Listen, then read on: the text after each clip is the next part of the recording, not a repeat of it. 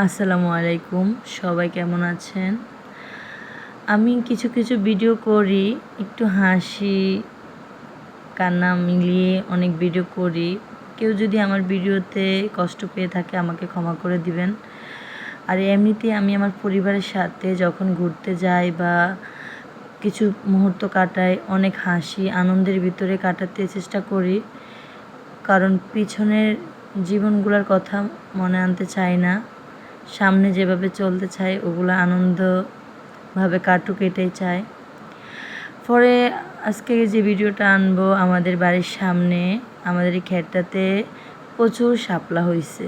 শাপলাগুলো দেখে ছোটোবেলার কথা মনে পড়ে গেল।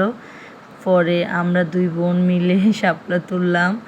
আমি এর মাঝে অনেক কলমির শাক সুন্দর সুন্দর হয়ে আছে, ওখান থেকে তুলে নিলাম। আসলে আমার শাক খেতে অনেক ভালো লাগে, তাই তাড়াতাড়ি চলে আসলাম। কেউ ছিল না রাস্তায় মানুষ,